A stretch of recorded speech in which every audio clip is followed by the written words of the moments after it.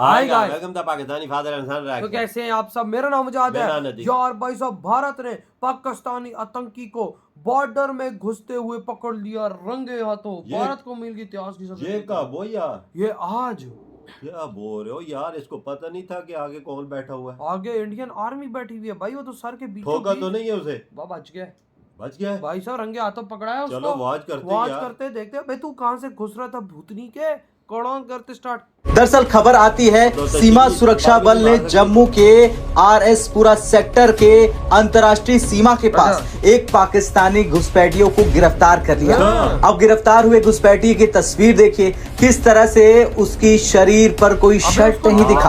अब अधिकारियों ने बताया कि आरएसपुरा सेक्टर में अंतर्राष्ट्रीय सीमा यानी आईबी पर एक पाकिस्तानी घुसपैठियों को जिंदा गिरफ्तार कर लिया गया। पाकिस्तान का जो फाइनेंस मिनिस्टर है मोहम्मद औरंगजेब, वो ये कहता है कि जिस तरीके से पाकिस्तानी कौम के लक्षण हैं, वो दिन दूर नहीं है जब पाकिस्तान दोबारा एफएटीएफ की ग्रे लिस्ट में चला जाएगा।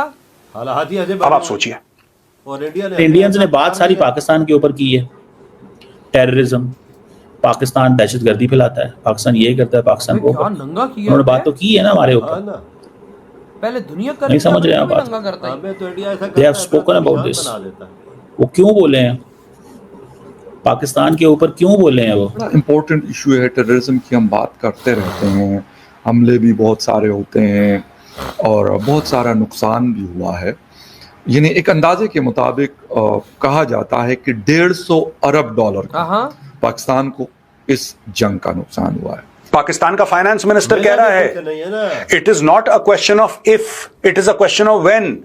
यानी कि मैं आप लोगों से as Pakistani finance minister Mohammad Aurangzeb ये कहना चाह रहा हूं मेरे भाइयों और बहनों कि क्या तुम एफएटीएफ की ग्रे लिस्ट में जाओगे नहीं जाओगे, सवाल नहीं है। सवाल यह है कि तुम कब जाओगे।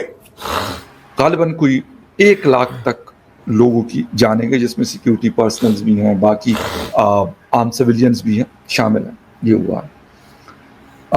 ये सिलसिला शुरू तो बहुत पुराना है, लेकिन 2013 तक इसमें बहुत तेजी रही। नमस्कार दोस्तों, हिंदुस्तान तक की एक और वीडियो में आपका फिर से स्वागत है। दोस्तों, एक बहुत बड़ी न्यूज़ निकल के सामने आ रही है। जम्मू के इंटरनेशनल बॉर्डर पर एक पाकिस्तानी घुसपैठियों को बीएसएफ के जवानों ने पकड़ लिया। जब उससे पूछताछ हुई तो उसने जो वजह बताई उसने सबको हैरान कर दिया।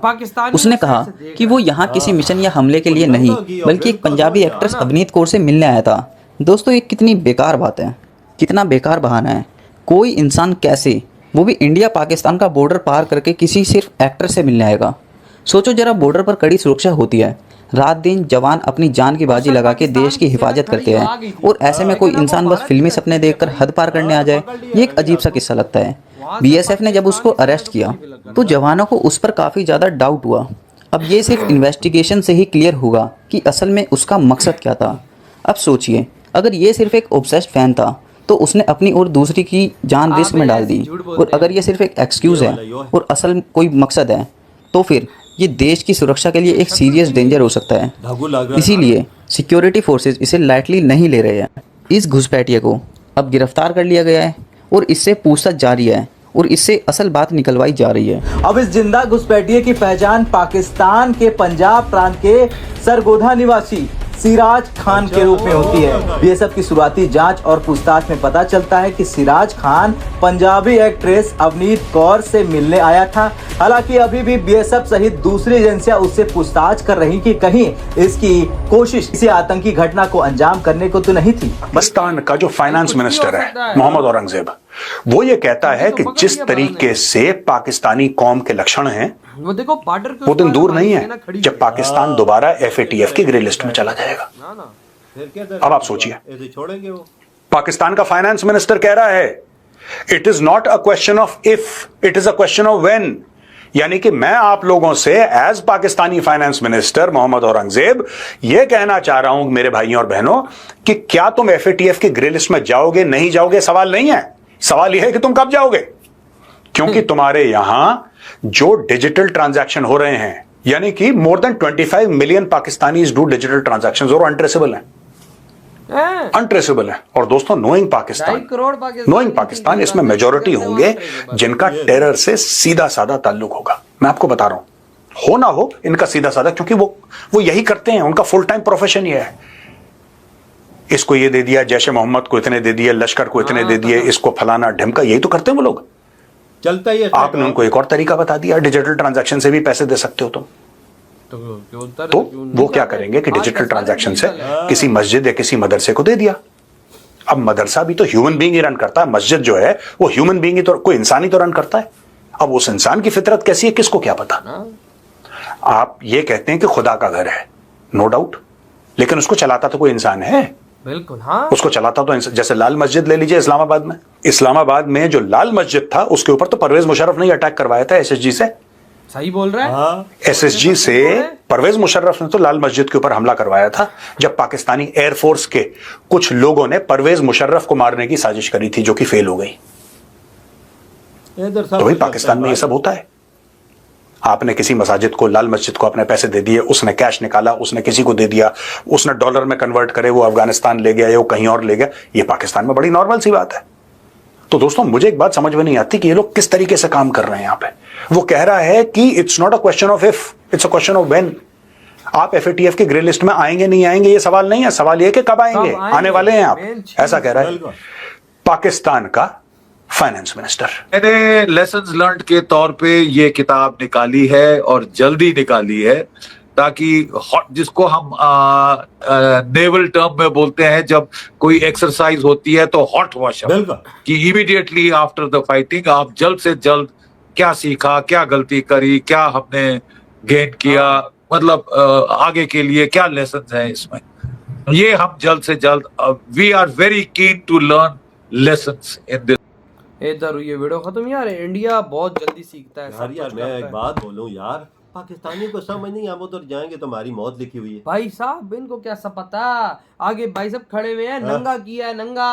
पहले एयरपोर्टों पे जाते थे हमें नंगा करते थे, अब भारत में अगर पाकिस्तानी जाएगा उसको नंगा करके उसकी तस्वीर अपलोड होगी कि भाई देखो ये पाकिस्तानी और इसको हमने नंगा कर दिया, नंगा किया हुआ था भाई, सीधा सीधा। भाई शुक्र है उसकी शलवार नहीं उतारी हुई थी, नहीं तो भाई साहब उसकी शलवार उतार के करते तो भाई साहब क्या बेइज्जत होते हैं। फिर तो हमारी बिल्कुल ही दुर्गति निकल जाती। भाई साहब एक जो जहां से उसको पकड़ा है वहां पे बीएसएफ के जवान उसको अरेस्ट कर रहे थे, तो दूसरी तरफ पाकिस्तान की सेना के जवान भी खड़े, शायद वो आ गए थे, लेकिन वो अब क्या कर सकते हैं, वो तो पाकिस्तान वाली साइड बोलता है मैं तो किसी को मिलने गया हूँ। वही यार, तो मिलने गया है तो कोई वीजा लगा, कोई डॉक्यूमेंट तेरे पास भाई ऐसी झूठ बोल रहे हैं, कोई यक्की लगा रहा होगा, कोई ना कोई को बकचोदी पेल रहा होगा। नहीं इतना इस तरह तो भाई जैकलीन फर्नांडिस का मैं बहुत बड़ा फैन हूँ, तो मैं बॉर्डर पार कर जाऊँ, दिमाग मेरा खराब है भाई। कोई तरीकाकार होता भाई है, दिमाग खराब है, ये कोई बकचोद भी नहीं करता जो इसने ये काम किया। मैं कहता हूँ इसके अंदर तेल लगा के डंडा तो लाल मिर्चों वाला खुद बोलेगा,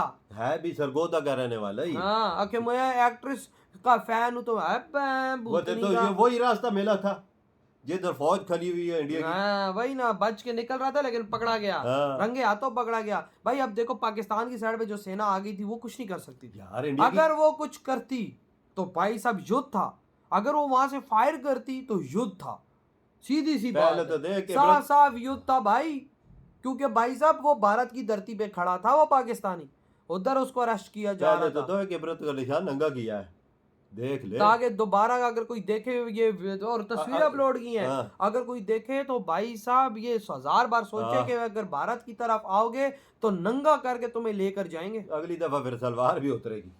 ये सही बोला है भाई, सही बोला है। भारत यार अभी देखो पाकिस्तान की तरफ से उड़ती हुई मक्खी को भी ट्रेस कर रहा है। आप लोगों को पता है भारत ने कितने एडवांस सिस्टम लगाए हुए हैं, इतने एडवांस, उधर से पाकिस्तान से कोई मक्खी भी भीं भीं करके आ रही है तो उसको भी पता लग जाता है, पकड़ लेते हैं कि मक्खी आ रही है। भाई साहब बिल्कुल सही बोल रहे हैं, ये भाई साहब ये पागल हो गए हैं पाकिस्तानी। तुम अब कुछ नहीं उखाड़ सकते भारत का, तुम भारत को एक नाखून के बराबर भी भाई साहब चोट नहीं पहुंचा सकते। क्या वजह सही बोले। तो भाई आपके क्या थॉट है, इधर वीडियो तुम करते तो बाय।